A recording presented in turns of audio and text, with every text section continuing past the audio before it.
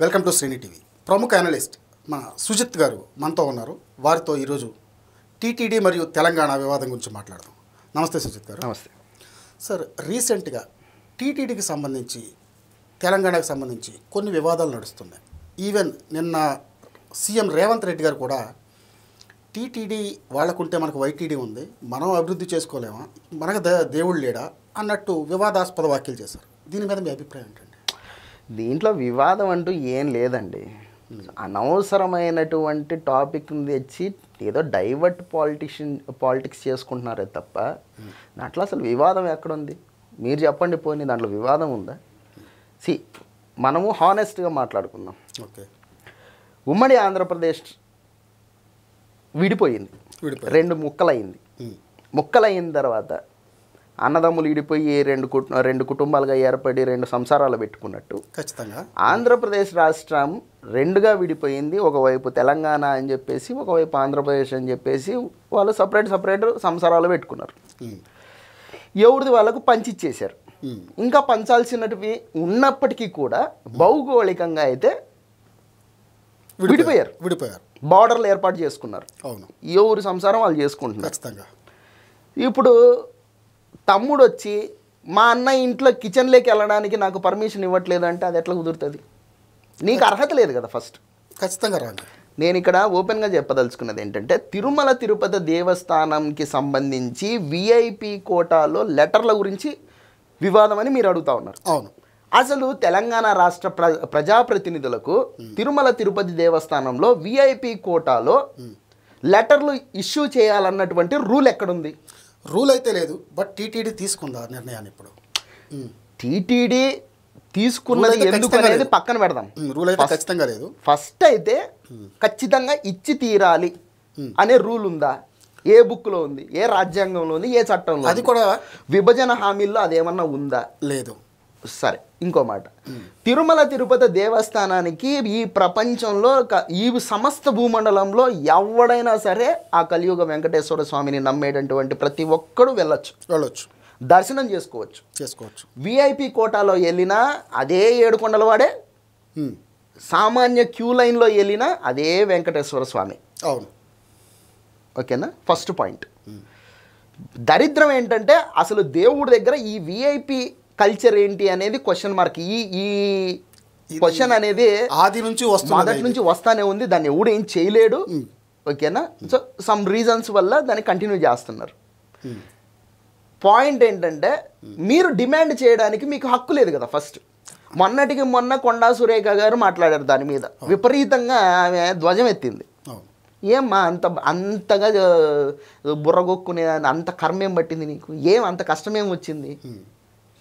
సరే, నువ్వు ఒక మంత్రి హోదాలో ఉన్నావు కాబట్టి ఓకేనా, నీకైతే ఒక విఐపి దర్శనం అయితే ఇస్తారు, ఖచ్చితంగా ఇస్తారు. ఎందుకంటే మంత్రి హోదాలో ఉన్నావు కాబట్టి. ఇంకొకటి ఏంటంటే, గతంలో అందరూ ఒక ప్రాంతానికి చెందిన వాళ్ళే కాబట్టి అందరితో మీకు సఖ్యత ఉంది కాబట్టి ఓకేనా, మీరు ఒక రాష్ట్రానికి మంత్రి కాబట్టి ఇటువైపు ఉన్నటువంటి రాష్ట్రంలో మంత్రుల్లో కానీ ఎమ్మెల్యేల్లో కానీ సీఎం గారు కానీ నువ్వు అడిగితే లెటర్ ఇస్తారు, ఖచ్చితంగా ఇస్తారు. నీకు అంత నొప్పి ఎందుకు వచ్చింది? ఇంకా సరే, తెలుగుదేశం పార్టీ అధికారంలో ఉన్నప్పుడే ఇంతమంది మాట్లాడడం ఏంటి? పోయిన 5 సంవత్సరాలు ఎవరో మాట్లాడకపోవడం ఏంటి? ఇక్కడ ఏంటంటే ఒక రకమైనటువంటి రాజకీయ క్రీడ అనేది జరుగుతూ ఉందండి. మీరు చూసుకుంటే కనుక కల్వకుంట్ల చంద్రశేఖరరావు గారి రాజకీయ ప్రస్థానం అంతా నడిచింది ఆంధ్ర ప్రాంతం మీదనే. ఖచ్చితంగా ఆంధ్రప్రదేశ్ మీద ఆయనకు అవసరం ఉన్నప్పుడల్లా చంద్రబాబు నాయుడు, ఆంధ్రప్రదేశ్ పాలకులు, ఆయనకు అవసరం ఉన్నప్పుడల్లా, అంటే నేను పోస్ట్ బైఫర్కేషన్ చెప్పట్లేదు, ఓకే, ఆఫ్టర్ బైఫర్కేషన్ చెప్తున్నా. ఆఫ్టర్ బైఫర్కేషన్ చెప్పండి. రాష్ట్ర విభజన తర్వాత చెప్తున్నా. ఆయన ముఖ్యమంత్రిగా అవ్వడం దగ్గర నుంచి చెప్తున్నా. ఆయనకు అవసరమైనప్పుడల్లా ఆంధ్రప్రదేశ్ ప్రాంతాన్ని, ఆంధ్రప్రదేశ్ ప్రజలని, ఆంధ్రప్రదేశ్ రాజకీయ నాయకుల్ని తిండితో సహా, ఫుడ్తో సహా, ఇంకా ఆయన సంస్కారం అది, మనం మాట్లాడకూడదు దాని గురించి. ఇప్పుడు మనం కూడా అనలేంగా పెంట బిర్యానీ ఇలా ఉంటుంది హైదరాబాద్ బిర్యానీ అని చెప్పేసి మనం అనలేం. ఎందుకంటే మనం బిర్యానీ పేడలా ఉంటుంది అన్నారు ఆయన అన్నాడు కదా. మనం రోజా గారింటికి వచ్చి అదే బిర్యానీ తిన్నారు. అఫ్ కోర్స్ ఇంకా అది మనం ఏం చేయలేం కానీ మనకున్నటువంటి సంస్కారం ఏంటంటే మన తల్లిదండ్రులు మన ప్రాంతం వాళ్ళు మనకు నేర్పించింది ఏంటంటే అన్నం పరబ్రహ్మ స్వరూపం అన్నారు. ఖచ్చితంగా. సో మనము అది అన్నం అనేదాన్ని మనము దేవుడితో సమానంగా చూసుకుంటాం కాబట్టి మనం అట్లా నీచమైన పేర్లు పెట్టలేం. ఆయన పెట్టగలిగాడు కాబట్టి ఆయన ఫక్త్ రాజకీయ నాయకుడు, దాంట్లో ఏం డౌట్ ఏం లేదు. ఇక రాజకీయాలు ఆయన ఏ విధంగా చేస్తాడో మనకు తెలుసు. ఆంధ్రప్రదేశ్ బేస్డ్గానే ఆయన రాజకీయాలు అప్పుడు చేశాడు, ఇప్పుడు చేస్తాడు, ఇంకా ఫ్యూచర్లో కూడా చేస్తాడు. ఆయన వారసత్వాన్ని పుణికిపుచ్చుకొని మన టిల్లు ట్విట్టర్ టిల్లు అంటారు ఆయన్ని, కల్వకుంట్ల తారక రామారావు అలియాస్ అజయ్ రావు, ఇంకా రేవంత్ రెడ్డి గారి భాషలో చెప్పాలంటే రకుల్ రావు. ఆయన ఒక నవ్వు ఆయన అబాసుపాలు చేసింది అందరికీ తెలిసింది. ఆయన గారు వాళ్ళ తండ్రి గారి వారసత్వాన్ని పుణికిపుచ్చుకొని ఆంధ్రప్రదేశ్ మీద విచ్చలవిడిగా దుమ్మెత్తిపోసేటటువంటి కార్యక్రమాన్ని ముందుకు తీసుకెళ్తా ఉన్నాడు. మొన్న చంద్రబాబు నాయుడు గారు అరెస్ట్ అయినప్పుడు మీరు ఏదన్నా ఉంటే మీ ఊళ్ళల్లో చూసుకోండి, మీ రాష్ట్రాల్లో చూసుకోండి, మా స్టేట్లో ఏంది అని చెప్పేసి మాట్లాడినటువంటి మాటలు తెలుగు ప్రజలందరికీ కడుపులో గాలేటట్లు చేసింది. అంతకుముందు అజయ్ గ్రోవర్ కామెడీ షో నాకు బాగా నచ్చింది అని చెప్పేసి పెట్టినటువంటి పోస్టు ఎక్కడి దాకా అది వెళ్ళిందంటే ఆయన గవర్నమెంట్ని పడేసేటట్లు నవ్వు వస్తుంది. కరెక్ట్గా చంద్రబాబు గారు అరెస్ట్ అయిన రోజు ఆయన ట్వీట్ పెట్టాడు. ఆ ఒక్క నవ్వు ఆయన గవర్నమెంట్ని పడేసింది, అబాసు పాలు చేసి నవ్వుల పాలు చేసేలా చేసి. సరే అదంతా అయిపోయింది, వాళ్లకు బుద్ధి రాలే. కుక్కతో ఒక వంకర అంటారు కదండి, సింపుల్, బుద్ధి రాలే. మొన్నటికి మొన్న ఒక పోస్ట్ వేసాడు మన అజయ్ రావు. ఏమని వేసాడంటే గుజరాత్కి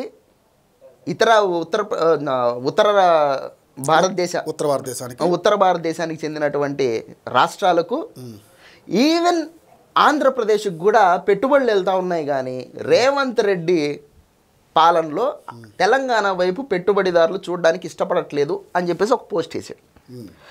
నీ రాష్ట్రంలో నీ ప్రత్యర్థి పార్టీ రూలింగ్లో ఉన్నప్పుడు నువ్వు ఒక ప్రతిపక్ష పార్టీ నాయకుడిగా శాసనసభలో నువ్వు నీ పార్టీని రిప్రజెంట్ చేస్తున్నావు కాబట్టి, ఎందుకంటే మీ నాన్న ఎలాగో వెళ్ళట్లేదు, ఫామ్ హౌస్ బయటకే రాడు. సో నువ్వు రిప్రజెంట్ చేస్తున్నావు కాబట్టి నువ్వు నీ రాష్ట్రంలో రాజకీయ పార్టీ మీద, ప్రత్యర్థి పార్టీ మీద అలిగేషన్ వేయడం వరకు ఓకే, ఎవ్వడు కాదండి దాన్ని. ఖచ్చితంగా నీ పార్టీని లేదంటే నీ రాష్ట్రంలో నీ ప్రత్యర్థిని నువ్వు కించపరచడం కోసం అని చెప్పేసి పక్క రాష్ట్రాన్ని తక్కువ చేయడం అనేదే ప్రతి ఒక్కరికి కడుపులో మండినటువంటి విషయం. ఈవెన్ ఆంధ్రప్రదేశ్ అంటే అర్థం ఏంటి, ఆఖరికి ఆంధ్రప్రదేశ్ కూడా పెట్టుబడులు వస్తున్నాయని చెప్పేసి నువ్వు నీచంగా మాట్లాడావంటే నీ మనస్తత్వం ఏంటి, నీ సంస్కారం ఏంటి? ఆంధ్రప్రదేశ్ ఈ ఆఖరికి ఆంధ్రప్రదేశ్కి కూడా పెట్టుబడులు వస్తున్నాయంటే నువ్వు దాదాపు 8.5 సంవత్సరాల పాటు ఐటీ మినిస్టర్గా పనిచేసావు. ఆ 8.5 సంవత్సరాలలో దాదాపు 4.5 సంవత్సరాల పాటు నీకు అపోనెంట్గా ఐటీ మినిస్టర్గా నారా లోకేష్ పనిచేశాడు ఖచ్చితంగా పక్క రాష్ట్రంలో. ఈజ్ ఆఫ్ డూయింగ్ బిజినెస్లో నువ్వు ఐటీ మినిస్టర్గా ఉండంగానే ఆంధ్రప్రదేశ్లో చంద్రబాబు నాయుడు గారు ముఖ్యమంత్రిగా ఉండంగానే ఆంధ్రప్రదేశ్ నెంబర్ 1 పొజిషన్లో నిలబడింది. ఈజ్ ఆఫ్ డూయింగ్లో ఆ రోజు నువ్వు ఎందుకు మాట్లాడలేకపోయినావు? ఆఖరికి ఆంధ్రప్రదేశ్ కూడా ఈజ్ ఆఫ్ డూయింగ్ బిజినెస్లో నెంబర్ 1 పొజిషన్లో నిలబడిపోయింది, మా తెలంగాణ మాత్రం నిలబడలేకపోయిందని. ఎందుకంటే నువ్వు ఆ రోజు మినిస్టర్ కాబట్టి అందుకని మాట్లాడలేకపోయాడు. ఆయన చేతకానంతనాడు కదా. సరే, నీకు ఇంకొక విషయం గుర్తు చేస్తా కేటీఆర్, నువ్వు మంత్రిగా ఉన్నప్పుడే హీరో కంపెనీ ఆంధ్రప్రదేశ్కి వచ్చింది. నారా లోకేష్ ఐటీ మినిస్టర్గా ఉండి నారా చంద్రబాబు నాయుడు గారు ముఖ్యమంత్రిగా ఉండంగానే ఆ రోజు నువ్వు వేసిన పోస్ట్ ఏంటి, వీ మిస్డ్ ఏ ఛాన్స్ అని చెప్పేసి పోస్ట్ వేసావు. మరి ఆ రోజు ఎందుకు చెప్పుకోలేకపోయావు? నేను మంత్రిగా ఉండి ఆంధ్రప్రదేశ్ రాష్ట్రానికి ఆఖరికి ఆంధ్రప్రదేశ్ రాష్ట్రానికి వెళ్ళిపోతున్నాయి నేను మంత్రిగా ఉన్నాను, ఆఖరికి ఆంధ్రప్రదేశ్కి కూడా వెళ్ళిపోతున్నాయి, నా స్టేట్కి రావట్లేదు, ఇది నా చేతగానితనం అని చెప్పేసి నీ మనస్సాక్షి నువ్వు క్వశ్చన్ చేసుకున్నావా? నేను ఇక్కడ రేవంత్ రెడ్డికి ఏమీ జాకిలు కొట్టట్లేదు. రేవంత్ రెడ్డి ఏమీ మా సుట్టపైన కాదు. ఇన్ఫ్యాక్ట్ చెప్పాలంటే సిద్ధాంతాల పరంగా కాంగ్రెస్ పార్టీకి బద్ద వ్యతిరేకింది నేను. అఫ్కోర్స్ కాంగ్రెస్ డిఎన్ఏకి టీడీపీ డిఎన్ఏకి ఎప్పుడు పడదు. నేను టీడీపీ డిఎన్ఏ కూడా కాదు, నేను టీడీపీ పార్టీని కూడా సపోర్ట్ చేస్తానని నేను చెప్పట్లేదు. నేను ఓపెన్గా ఏం చెప్తున్నానంటే what is wrong, what is right, who is wrong, who is right అంతే. ఇక్కడ రేవంత్ రెడ్డి, చంద్రబాబు నాయుడు, నారా లోకేష్, కేటీఆర్ కాదు. సరే, ఈ కేటీఆర్, ఈ కేసీఆర్ అధికారంలో ఉన్నప్పుడు అప్పుడు ఈ టీటీడీ లెటర్ల గొడవ గురించి ఆయన దగ్గర ఆత్మబంధువు అయినటువంటి జగన్ గారిని ఆ రోజు టీటీడీ చైర్మన్గా ఉన్న భూమా కరుణాకర్ రెడ్డినో వైవి సుబ్బారెడ్డిని ఎందుకు అడగలేకపోయారు? ఈరోజు తెలుగుదేశం పార్టీ అధికారంలో ఉన్నప్పుడు మాత్రం వీళ్ళ నోర్లు ఎందుకు లేస్తున్నాయి? ఎందుకు లేస్తాయంటే మెత్తగా ఉన్నోడికి దేవుడు కూడా భయపడ్డండి. మా రాయలసీమలో ఒకటి నాటు సామెత ఉంటుంది, దాన్ని కొంచెం ఇంప్రవైజ్ చేసి చెప్తా. చెప్పండి. మింగేవాడికే దేవుడైనా భయపడతాడు అని ఒక సామెత అన్నమాట. ఎవడైతే నాటుగా ఉంటాడో, లేస్తే ఎడం చేత్తో కొడతాడనే భయం ఉంటుంది, పెడతాడో వాడికి ఎవడైనా భయపడతాడు. ఇప్పుడు చంద్రబాబు నాయుడు పాపం ఆయన వ్యక్తిత్వం అట్లాంటిది కాదుగా. ఇప్పుడు సంఘంలో ఎవడైనా కానీ, సమాజంలో ఎవడైనా కానీ వీడి వల్ల సమాజానికి చేటు అని చంద్రబాబు నాయుడు కనిపిస్తే ఆడి వీపు పగల కొడతాడు.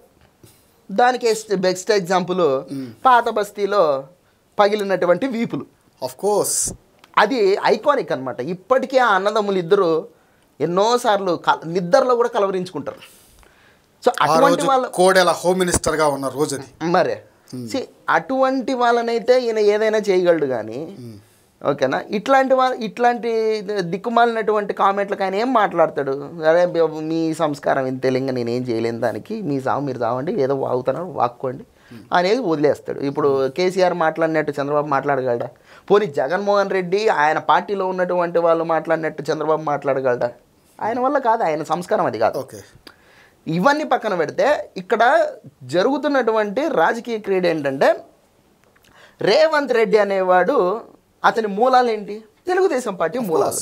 తెలుగుదేశం పార్టీ ఇప్పటికీ కేసీఆర్ అనేటువంటి వ్యక్తి కేసీఆర్ కూడా తెలుగుదేశం పార్టీ ఒకప్పుడు అయినప్పటికీ కూడా ఏదో నేను దీక్షలు చేశాను, తెలంగాణ నేనే తీసుకొచ్చాను, తెలంగాణకు జాతిపితను నేనే అని చెప్పేసి ఒక భూతపితగా ఆయన చెప్పుకుంటా ఉంటాడు. కానీ సోనియా గాంధీని ఫ్యామిలీతో సహా వెళ్ళి మొక్కి మీరు తెలంగాణ కూడా చెప్పాడు. అట్లాంటి దిక్కుమాలిన వ్యవహారాలను చాలా చేసేళ్లే, కానీ అవన్నీ చెప్పుకుంటే చాలా ఉంటుంది ఇంకా కథ. ఈ రోజులు సరిపోదానికి. ఓకే, సో నేనేం చెప్తానంటే, ఇప్పుడు రేవంత్ రెడ్డి, కేసీఆర్ ఇద్దరు తెలుగుదేశం పార్టీ ఇతనాలే. అవును.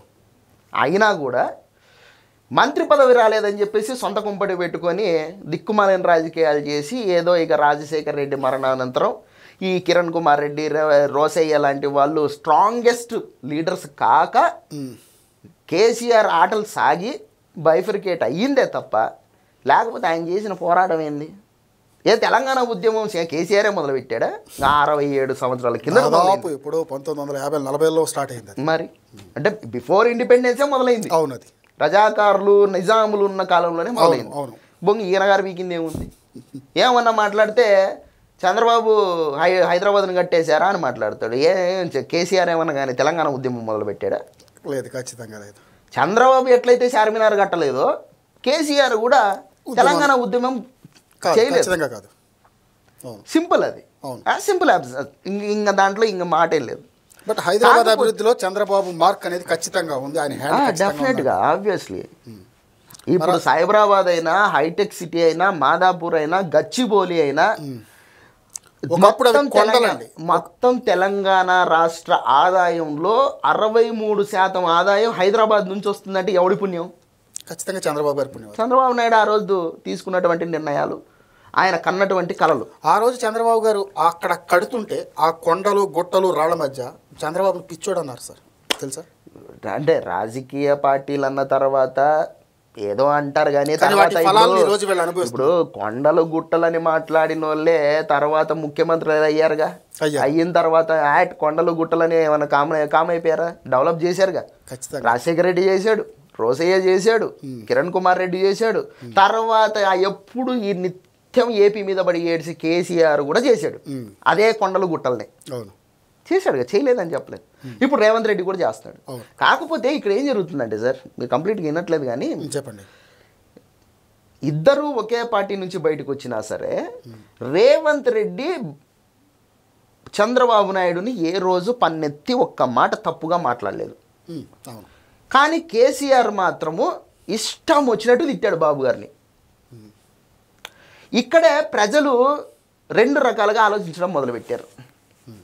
కేసీఆర్ అనేవాడు చంద్రబాబు నాయుడుని తిడుతున్నాడు కాబట్టి ఫక్తు తెలంగాణవాది అన్నట్టు ఈ బీఆర్ఎస్ పార్టీ వాళ్ళు ప్రజల్లోకి, తెలంగాణ ప్రజల్లోకి తీసుకెళ్ళిపోయారు. కానీ చంద్రబాబు నాయుడుని ఈ రేవంత్ రెడ్డి ఇప్పటిదాకా ఒక్క మాట అనకపోయేసరికి చంద్రబాబు నాయుడు తొత్తుగా ఈ రేవంత్ రెడ్డి ఉంటున్నాడు అనేది కూడా ఈ బీఆర్ఎస్ వాళ్ళే తీసుకెళ్ళిపోయారు. దానికి సంబంధించి రేవంత్ రెడ్డి ఎన్నోసార్లు చెప్పాడు, ఎన్నోసార్లు క్లారిటీ ఇచ్చాడు. నేను ఈరోజు ఈ స్థాయికి వచ్చానంటే తెలుగుదేశం పార్టీ కార్యకర్తల వల్ల. నాకు ఈరోజు ఇన్ని అవకాశాలు వచ్చి ఈ స్థాయిలో నిలబడగలిగానంటే చంద్రబాబు నాయుడు గారు ఆ రోజు నాకు ఇచ్చినటువంటి అవకాశాల వల్ల. నాకు గురువు అంటారా, మెంటార్ అంటారా, లేకపోతే గైడ్ అంటారా, ఏమన్నా అనుకోండి, మీరు ఏ పేరన్నా పెట్టుకోండి. కానీ నాకు ఒక కృతజ్ఞత ఉంది, నాకు ఒక సంస్కారం ఉంది. నేను కేసీఆర్ లాగా కృతజ్ఞతాభావం లేనటువంటి నీచమైన మనస్తత్వం కలిగినటువంటి వాడిని కాదు. అన్నం పెట్టిన చేతిని కొరికేటటువంటి కుక్కని కాదు నేను అని చెప్పి ఆయన ఓపెన్గా మాట్లాడాడు. ఎన్నోసార్లు అనేసాడు ఆయన. ఇవన్నీ నా మాటలు కాదు, మీరు గూగుల్లో కొడితే బొచ్చెడు వస్తాయి. తెలుసు అన్న మాటలు అవన్నీ కదా. సో తెలంగాణ ప్రజలు ఆలోచించుకోవాలి ఏంటి అంటే, ఇప్పుడు ఆ పార్టీ నుంచి బయటకు వచ్చి, అది ఆంధ్ర పార్టీ కదా, ఆంధ్ర పార్టీ నుంచి బయటకు వచ్చి ఆ పార్టీ అధినేతను తిడితే తెలంగాణ వాది అయిపోతాడా? కాదు కదా, అవడం ఖచ్చితంగా అవడం. కానీ కేసీఆర్ తిడుతున్నాడు, రేవంత్ రెడ్డి తిట్టట్లేదు. సో ఇక్కడ రేవంత్ రెడ్డి ఏంటంటే, ఇప్పటికీ కూడా నేను కాంగ్రెస్ పార్టీలోకి వచ్చాను, పిసిసి అధ్యక్షుడిని అయ్యాను, పాదయాత్ర చేశాను, ముఖ్యమంత్రిని కూడా అయిపోయాను, ముఖ్యమంత్రి అయ్యి కూడా ఏడాదిన్నర అయిపోయింది. ఇప్పటికీ నన్ను చంద్రబాబు నాయుడు శిష్యుడిగానే ప్రతి ఒక్కరూ పరిగణిస్తూ ఉన్నాడనే ఒక చిన్న భావన ఆయనలో ఉండిపోయింది. ఆబ్వియస్లీ ఉంటుంది. ఎందుకంటే ఇటువైపు ఉన్న వాళ్ళు ఒక అబద్ధాన్ని పదే పదే జనాలలో రుద్దుతూ ఉంటే దాన్ని కౌంటర్ చేసుకునేటటువంటి ఇదిలో ఆ భావన అనేది ఉంటుంది.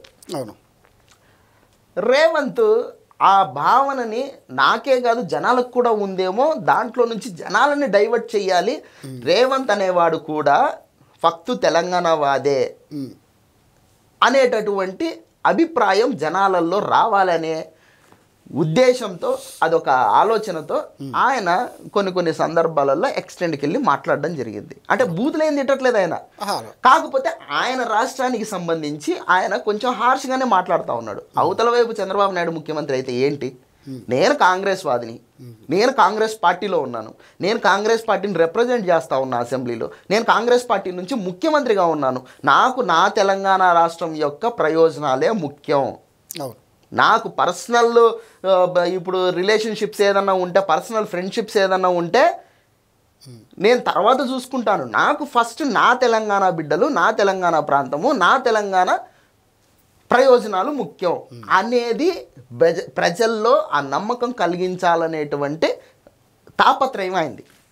దానికి కంటిన్యూషన్గానే ఈయన అప్పుడప్పుడు మాట్లాడేటువంటి మాటలు అనమాట. నిన్న కూడా మాట్లాడుతూ ఏమన్నాడంటే, తెలంగాణ రాష్ట్రానికి సంబంధించినటువంటి ప్రజాప్రతినిధులు ఎందుకు ఆ టీటీడీ లెటర్ల గురించి అని చెప్పేసి ఇదైపోతున్నారు, అవసరం లేదు కదా, ఏం వాళ్ళకి టీటీడీ ఉంటే మనకు వైటీడీ ఉంది, భద్రాచలం ఉంది, రాముడు దేవుడు కాదా, లక్ష్మీనరసింహస్వామి దేవుడు కాదా, లేకపోతే కనుక మనకు వేములవాడ రాజన్న దేవుడు కాదా, ఏమి అక్కడికి తిరుమల వెంకటేశ్వర స్వామి దగ్గరికి వెళ్ళాలా, ఈ గుళ్ళకి వెళ్తే మనకు భక్తి లేనట్ట, లేకపోతే పుణ్యం రాదా అని చెప్పేసి ఏదేదో ఇంకా ఆయనకు నచ్చినట్టే ఇంకా ఆయన స్టైల్లో చెప్పుకుంటూ వచ్చాడు.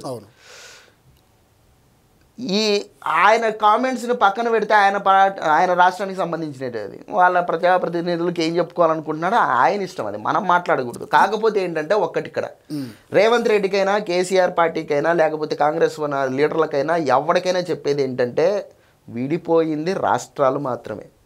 అవును, మీ రాష్ట్రాన్ని నేను దేశం చేయలేదు, ఖచ్చితంగా దేశంగా మీరు విడిపోలేదు, అవును, రాష్ట్రంగా మాత్రమే విడిపోయారు.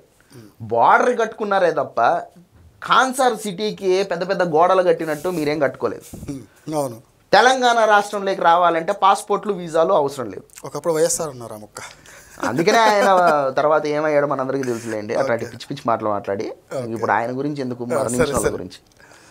సో నేను కూడా రాజశేఖర రెడ్డి గారు చెప్పిన మాటే చెప్తాను, తెలంగాణ రాష్ట్రంలోకి రావాలంటే పాస్పోర్ట్లు, వీసాలు అవసరం లేదు, లేదంటే తెలంగాణ రాష్ట్ర ప్రజలు ఆంధ్రప్రదేశ్లోకి రాకూడదు అని చెప్పేసి అటు చంద్రబాబు నాయుడు కానీ ముఖ్యమంత్రిగా, లేదంటే జగన్మోహన్ రెడ్డి కానీ ముఖ్యమంత్రిగా వాళ్ళేమీ రిస్ట్రిక్షన్స్ పెట్టలేదు.